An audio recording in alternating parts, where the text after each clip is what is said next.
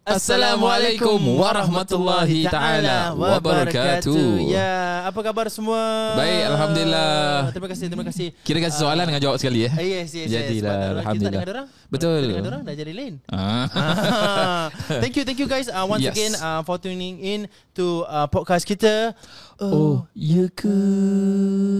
Pasal kita belum ada bajet untuk buat lagu. Kita sendiri. Kesian lah. Bagi siapa yang nak sponsor ke apa, boleh sponsor. Boleh kalau ada sesiapa yang ingin menyemonsterkan kita untuk lagu kita. Betul.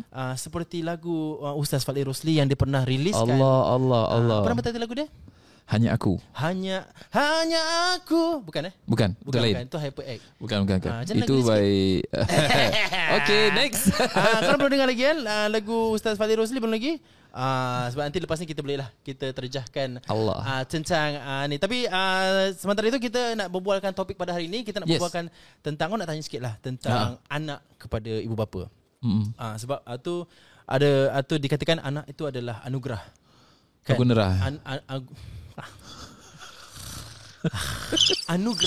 Anugerah. Juara anugerah. Macam gitu. Okay. Anak anugerah. Sebab kenapa anak itu adalah anugerah? Macam mana itu? Entah macam mana boleh. Sebab katanya ada anak tu sebagai anak boleh membawa ibu bapa ke syurga. Betul. Boleh juga membawa ibu bapa ke neraka. Betul. So kirakan kalau anak aku dah membesar jadi nakal, buat banyak dosa, aku pun masuklah. Tanggungjawab lah. Yes. Tapi kalau anak tu semuanya tergantung daripada didikan mak bapak. Sebab ketika Allah SWT berikan anak, itu adalah amanah. Dan bila kita cakap amanah, is something yang kita kena pegang. Betul. Dan kita tak boleh lepaskan gitu saja. Contohnya, I letak my phone with you. Ni amanah Juf, tolong jagakan Tapi bila I pergi ke apa gitu, you boleh kasih kat orang lain my phone, you boleh baca-baca, ataupun kadang-kadang tak buat apa-apa pun, just biarkan gitu aja sampai kena curi ke ataupun kena air ke apa, kena hujan. Means you tak jaga amanah. Dan dalam Islam, ketika seorang itu diberikan amanah, maka wajib bagi dia untuk menjaga amanah tersebut. Maka anak pun termasuk amanah daripada Allah Subhanahu Wa Taala. Selain daripada yang lain-lain, macam kita anggota badan, kita punya mata, kita punya tangan, kita punya kaki, amanah from Allah. Sebab itu kita dilarang untuk merosakkan. Ataupun contoh harta pun sama, amanah daripada Allah Subhanahu Wa Taala. Anytime he can take. Betul? Because it's from Allah Subhanahu Wa Taala. So begitu juga anak. So macam anak pun sama juga. So anak, Allah titipkan amanah, iaitu anak. Maka wajib bagi kita untuk jaga dia. Betul. Dari segi is never about the physicality. It's about the spirituality also. Betul. Macam ada orang bilang, okay lah, aku dapat anak dan anak ni okay, dia alhamdulillah, makan semua cukup, tidur semua cukup, pakaian cukup. It's never about that. Right. It's about bimbingan agama pun penting juga tau. And itulah soalan yang akan ditanya oleh Allah Subhanahu Wa Taala nanti di hari kiamat. Which banyak orang tak perasan benda tu kan. Not only you, even for me also. Faham. I mean for me, I kerja every day. Faham. But I still have to jaga my anak. Dari segi apa? Agama. Correct. Yes. So that's why kadang-kadang you tengok tak semestinya semua anak yang daripada ustaz ke ustazah semuanya berilmu. Betul? Semuanya berakhlak, tak juga. Yang terbalik pun ada. Ada kan? Ada. Tapi ada orang yang bukan ustaz, bukan ustazah, tapi dia cara didik anaknya, anak-anaknya semua masya-Allah, solatnya jaga, baca al-Quran alhamdulillah, kemudian ada akhlak dengan orang lain, ada sifat yang baik, karakter yang baik. Itu yang kita nakkan actually. Betul. So it's never about dia punya status yang you ada, yang you boleh katakan yang menentukan anak kita ni yang anak yang baik ke anak ini. I got this I don't know whether it's a mythos or macam betul it's a sunnah ke wajib ke. But this thing has been going on and banyak orang tanya aku, but aku honestly my knowledge in Islamic is tak tinggi lah mana pun. At least you honest. Tak tinggi pun lah. Belajarlah banyak. I want to learn So okay. Yes. Adakah ia wajib bila anak itu dilahirkan, anak perempuan harus dikomatkan, anak lelaki harus diazankan? Okay, good. It's a very good question. So kalau untuk disunnahkan untuk azan di sebelah kanan, telinga kanan daripada baby. Dan iqamah ataupun qamat di bahagian kiri telinga baby. Kemudian ada sunnah lagi yang banyak orang lupa adalah dengan melakukan tahnik. Ketika baru dilahirkan. Masih fresh, masih baru first month, is it? Yes, first day kalau boleh. First day itself. Dalil dia is from Nabi SAW ketika Nabi SAW mentahnikkan sepupunya sendiri, iaitu Abdullah bin Abbas. On the first day itself diberikan nama Abdullah, kemudian ditahnikkan. Maknanya tahnik ni, sebab tahnik, you need to understand, tahnik diambil dari kata bahasa Arab hanak. Bermaksud apa? Top palate, langit-langit dalam bahasa kita. Yes. Itu maksudnya tahnik. Tahnik, yes. Okay. So ambil dari bahasa Arab hanak yang maksud top palate ataupun langit dalam bahasa kita.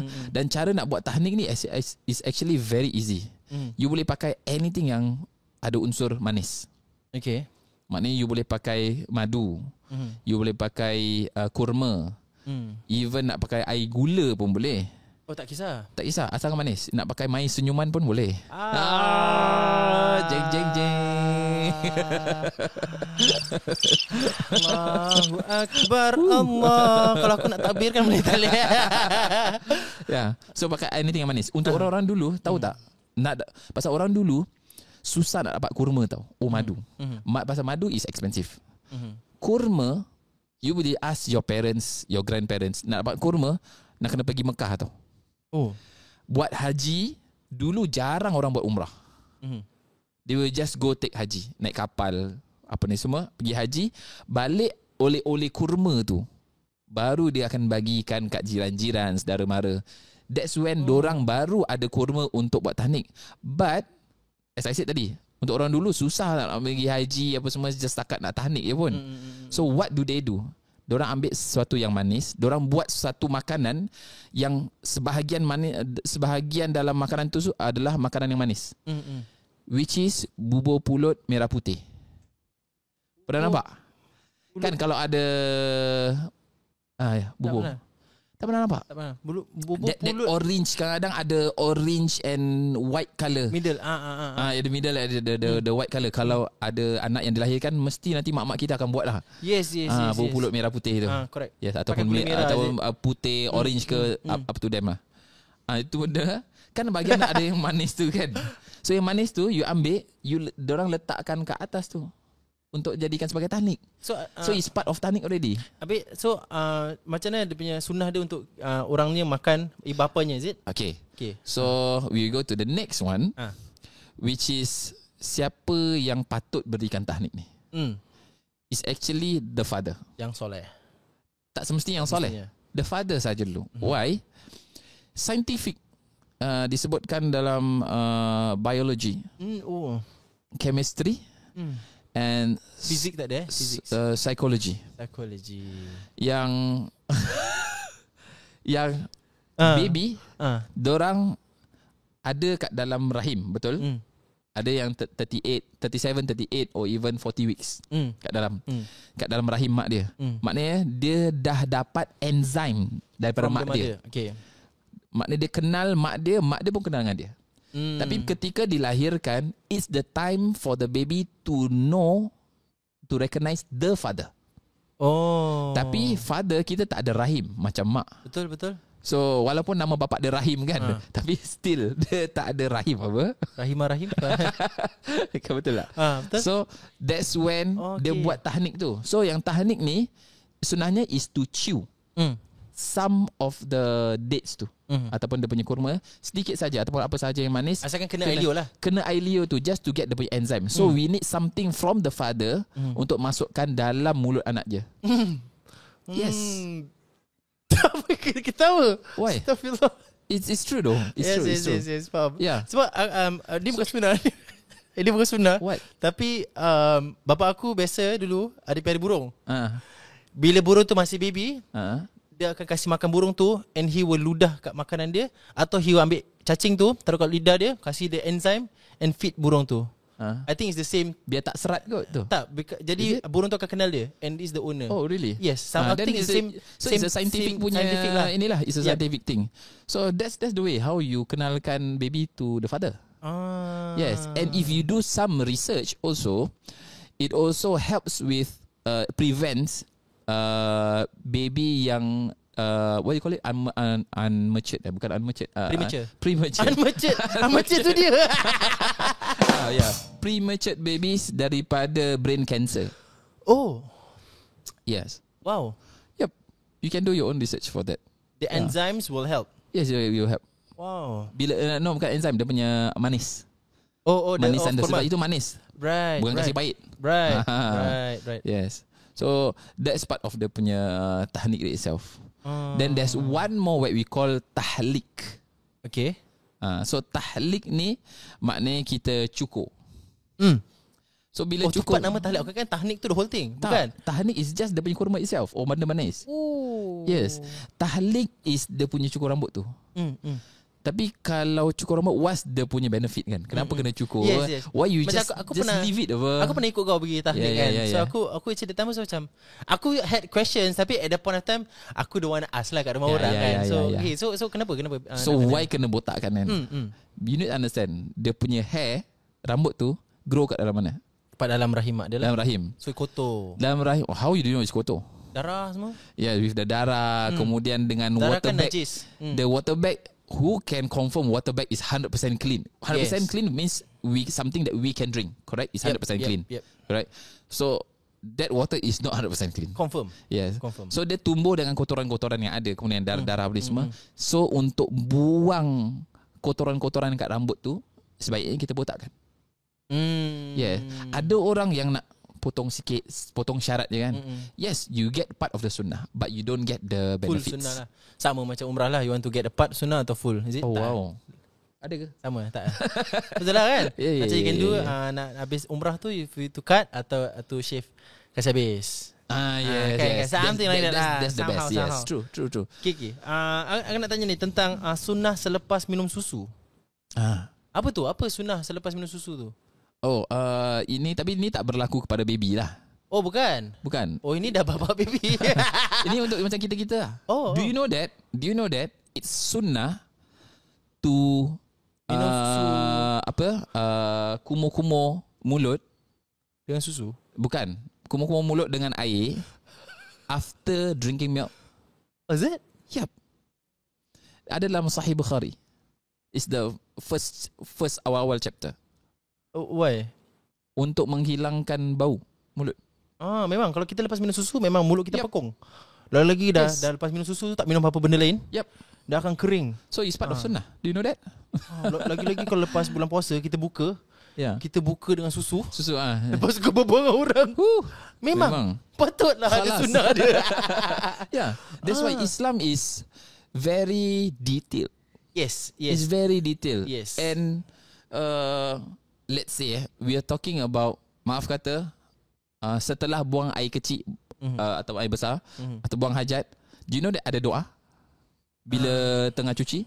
Tak tahu. Is it? Do you know that bila tengah cuci, maaf kata ni bukan kita nak mencarut kat dalam, maaf kata, mencuci kemaluan, maknanya kita cebok lah, ada doa. Okay, I never knew. That's how detailed Islam is actually.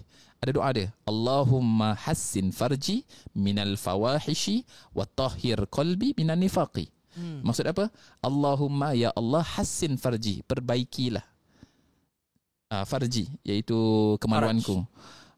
Hassin farji minal fawahishi, dan jagalah kemaluanku daripada benda-benda yang tidak baik, benda yang keji. Maknanya maaf kata perzinahan, zina. Wa tahhir qalbi, dan sucikanlah hatiku minan nifaqi, daripada sifat kemunafikan. Can you relate that? Kita cuci, maaf kata, kemaluan ketika kita cebok. Tapi yang kita doa bukan hanya untuk bersihkan dan jaga kemaluan, tapi bersihkan hati, bro. Betul. Tak ada orang yang pergi cuci hati dia, ya Allah tolonglah hatiku ini jauhkan daripada sifat kemunafikan. Tak. That's how beautiful and detailed Islam is actually. Yes. Wow. It's very Oh, this is something new. I think this is benefit untuk kepada semua pendengar juga. Sebab this is something new for me as well. I know that Islam memang detail, tapi tak sampai ke that. Aku cuma tahu bacaan mandi hadas, bacaan mandi hadas kecil, mandi hadas besar, semua, masuk tandas, keluar tandas kan. Semua ada doa. Even kau tengok cermin pun ada doa, bro. Tak tahu juga. Tak sampai ke situ. Wow. Ya, Allahumma kama hasanta khalqi fa ahsin khuluqi. Ya Allah, sebagaimana bila tengok cermin ni, ya Allah, sebagaimana engkau sempurnakan, cantikkan aku punya jasad ni, aku punya fizikal ni, cantikkanlah akhlak aku. Yes. This kind of doa you boleh cari dalam satu buku ni. Nama kitab tu adalah Bidayatul Hidayah. Means the beginning of guidance. Siapa yang tulis? Imam Ghazali. Dalam situ ada doa-doa. If can, I would suggest to listeners, siapa-siapa aja, ada budak-budak, you boleh try to tulis that. It can be in Arabic, bawah dia in Romanized, in Rumi. You tampal lah kat situ. Tak cermin, you tampal kat cermin. Every time you tengok, you akan baca. Every time your son, your daughter tengok, dia akan baca. Dan percayalah, berapa bulan dia akan hafal sendiri. Without you duduk dengan dia, hafalkan ni Yep. Sebab repetitif lah. Yes. Sebab like macam betul nama dia, as how I always want to hafalkan satu doa, walaupun doa usually doa pendek lah. Macam tadi doa Nabi Yunus, la ilaha illa anta subhanaka inni kuntu minaz zalimin. For me, how I want to memorize this kind of ayat kan, I will always jadi dia sebagai zikir 100. After 100 confirm akan jadi dalam brain. Tapi benda tu dalam handphone. So every time I want to read kan, okay, jadi nak zikir 100 ni, okay, la ilaha illa anta subhanaka inni kuntu minaz zalimin, la ilaha illa anta subhanaka. By the time dah 100, any day you baca, dia akan ingat. So I think same lah, same theory. Sebab kita taruh kat depan cermin tu, bila kita hari-hari kita buat, benda tu jadi amalan. Yes, true. Which is very important. Okay, nak tanya ni, kalau bila more to pregnancy, very interested about pregnancy. Because sekarang dia dah zaman-zaman ujung-ujung tahun ni. Biasa mak-mak memang suka bersalin dengan zaman-zaman ni kan. Suka bersalin. Hobi hobi zaman masa ujung tahun kan. So ada tak any sunnah-sunnah yang boleh diperbuatkan during pregnancy itself? Okay, first thing is make it secret. Keep it secret.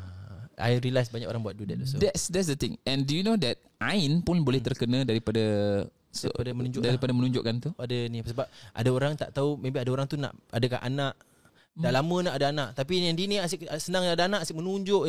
Macam for me, let's say macam for me, I dah 10 years dah kahwin, belum ada anak. Adik sendiri ni baru kahwin, dah alhamdulillah dah dapat berita. Kadang-kadang kan macam adik-beradik kan, nanti ada je dia rasa macam that hasad macam, of course, kenapa dia dapat kita human, kita tak dapat dah 10 tahun ni. So until that, so bila you keep it a secret is good. Until when, best to if you want to inform after 4 months. Bila dia dah, sebab on the 4th month tu Allah SWT dah tiupkan roh kat dalam. It's not Allah SWT lah, through malaikat.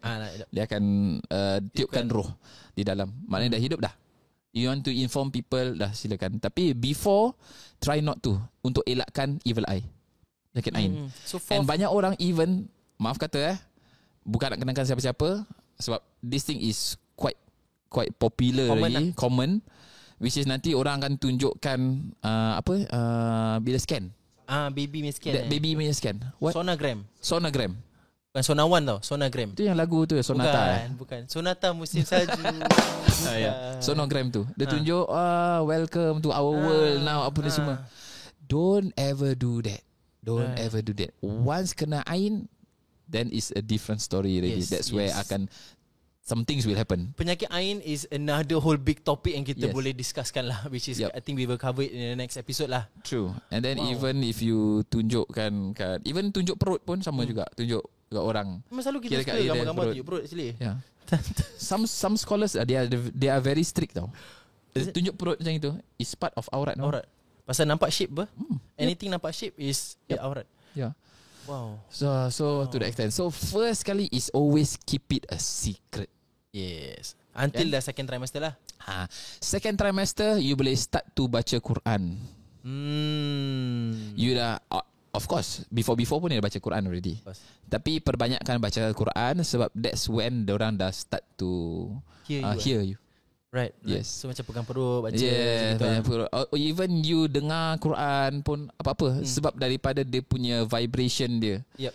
Itu yang akan affect dia punya to what I heard is apa-apa yang kita sebagai ibu tu boleh tak ada masalah kita sebagai insya-Allah satu hari aku sebagai ibu whatever you eat, whatever you drink, whatever you talk, whatever you hear, whatever you see, semua transfer dia proses pergi ke next person ni kat dalam ni. So that's why bila seorang isteri tu ada seorang ibu tu sedang mengandung, jaga diri tu. Sebab senang saja kena penyakit ain, senang saja macam all these things, all these negative things lah. So faham. So sebab tu mendidik anak is never about after melahirkan. It's before melahirkan. Right. Time mengandung tu, time itulah yang you didik anak, which is dengarkan dengan ayat Quran, baca Al-Quran, dekat dengan Allah SWT, be thankful dan lain-lain. Yes. But also again, tadi macam kalau kita talk back about the start of the topic kan, of the topic kan, kita kena yakin dengan bila kita mengajar anak tu, kita didik walaupun kita baca Quran tu semua, jangan disappointed bila anak tu tak menjadi apa yang kita nak. Sebab I think in this era punya parents, I realise macam nak anak tu jadi berjaya, nak anak tu jadi gini, nak jadi macam gitu. Tapi tak jadi tu, anak-anak tu di-pressure kan. Jadi tu dia rasa pressure, and then banyak tau honestly, okay, this one is a cross topic jauh Okay. Before this lah, I think about last year ke apa, ada this uprising cases of budak kecil. I heard one budak kecil ni, budak perempuan tau, dia baru secondary school ke apa, Melayu, Islam, perempuan, dia jump down, because of stress from the parents. And you know, so aku feel macam I think this one is kalau kita ada pendengar-pendengar yang muda lah, doesn't mean if you fail in school to you're a failure. Yes. Aku kat sekolah saya sampai ITE bang. I mean kan? Everybody knows it. I'm joking. Aku sampai poli lah actually. Tapi poli pun aku drop out, you know. But sebagai kita anak ni kan, kita can do our best in school. Tapi tak semestinya kita kalah, kita fail dekat pelajaran tu, kita will be a failure in life. Because in life ni ada banyak lagi benda yang kau boleh buat. Tak semestinya just pelajaran.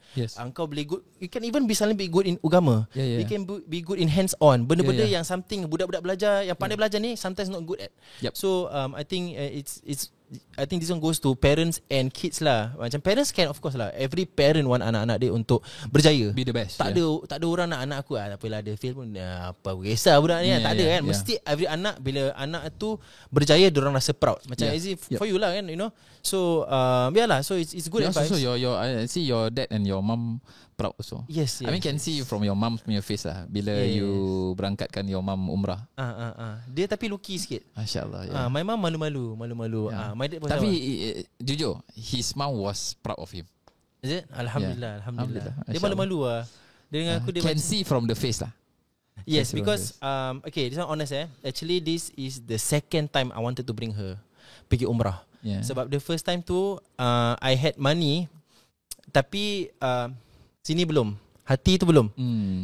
Dengan I wanted to send her, I didn't want to bring her. I want to send her.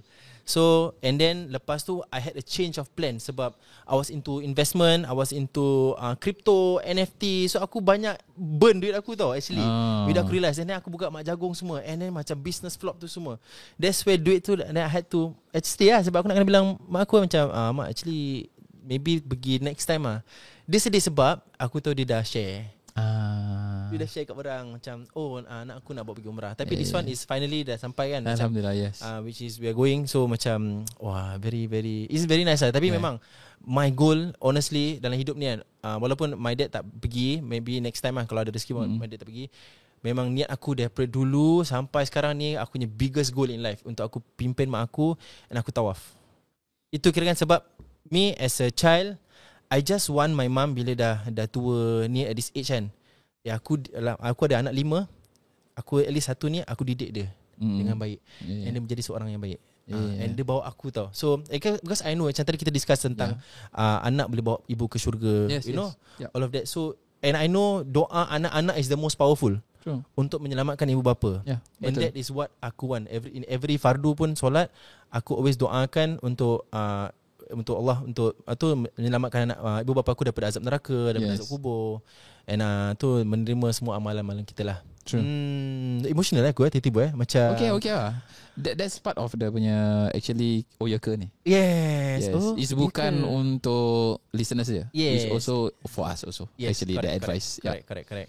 Okay. Thank you sekali lagi lah. Sama-sama. Thank you so no much. Problem.